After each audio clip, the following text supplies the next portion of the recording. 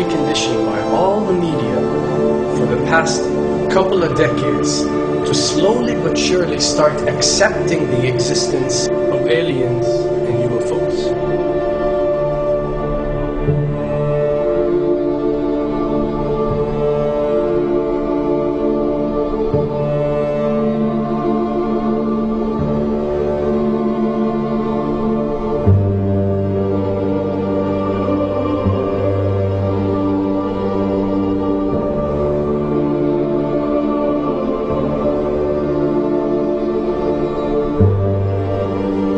I can tell you right now that 99% of every UFO sighting that has ever taken place has actually not been an unidentified flying object, because this has always been military technologies.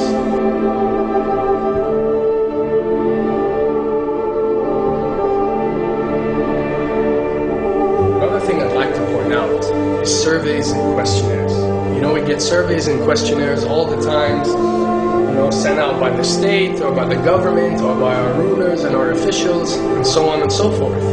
Do you really think that these ruling powers care about what you think? Do you really think that they're waiting to ask you and receive your answer before making a decision?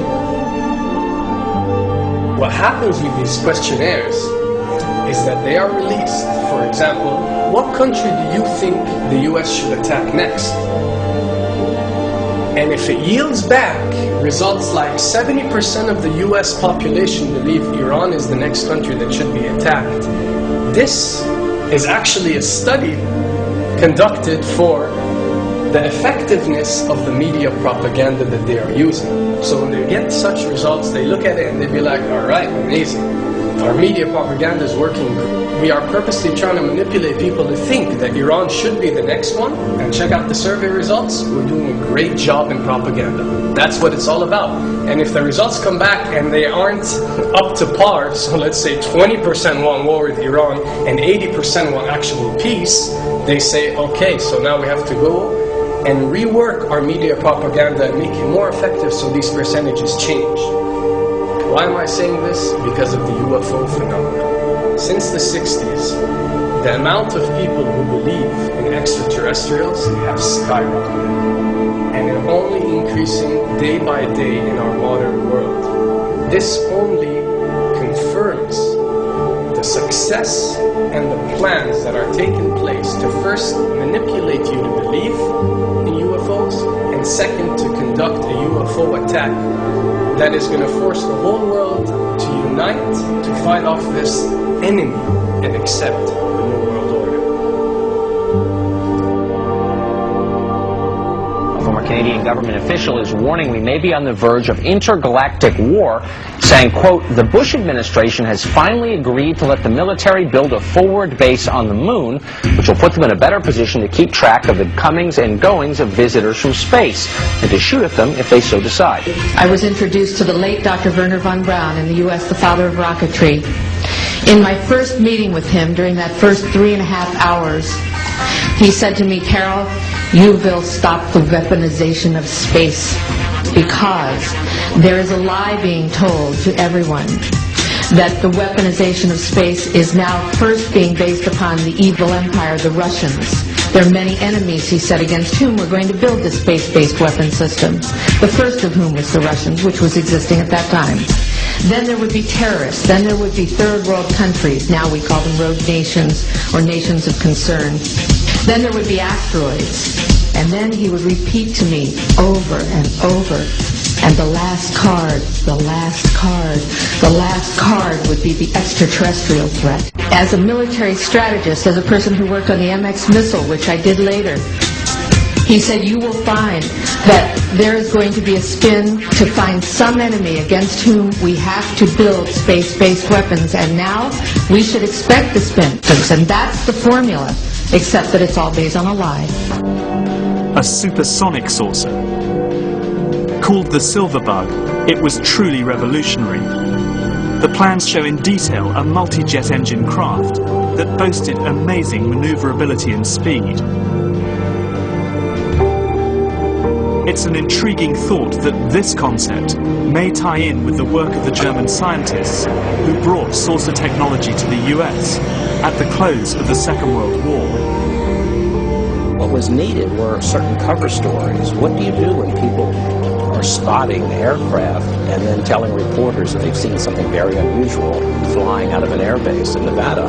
And frankly, this was the origin of a lot of the sightings that took place in the mid-50s, 1954, 55, 56, of unidentified flying objects, the UFOs. So the CIA was involved in encouraging people to believe that, yes, they saw UFOs, and the CIA and the military tried to be very helpful to reporters to get these stories out, to divert the attention of the country, particularly the people in this region, about what they had actually seen.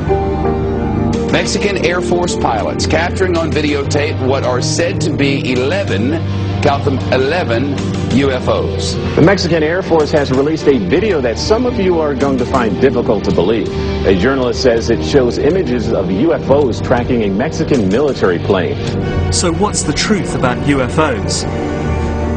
The story of successive attempts to develop radically new forms of flight, conducted under the strictest secrecy, is inextricably bound up with our relationship with UFOs over the last 60 years.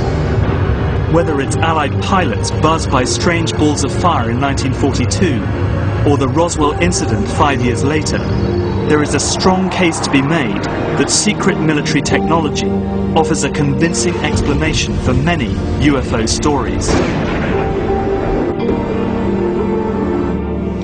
Anytime the government has secrets that they can keep from us,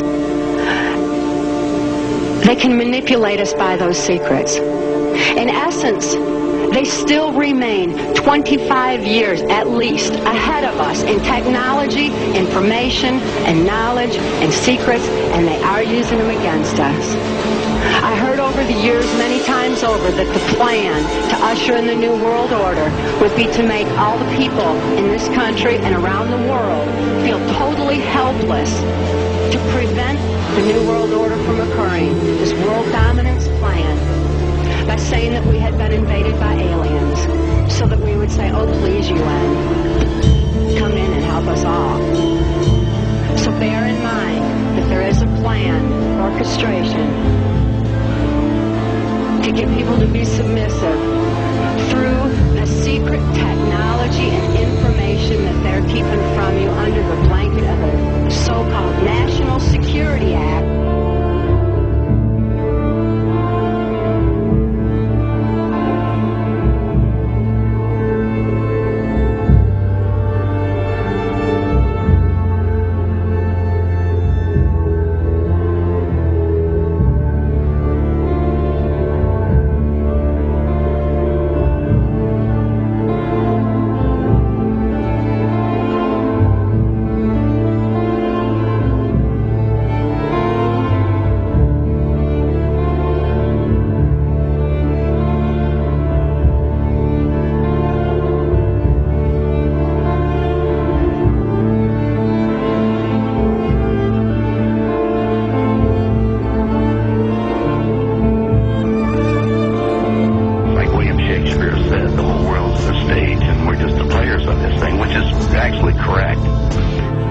Perhaps we need some outside universal threat to make us recognize this common bound. I occasionally think how quickly our differences worldwide would vanish if we were facing an alien threat from outside this world.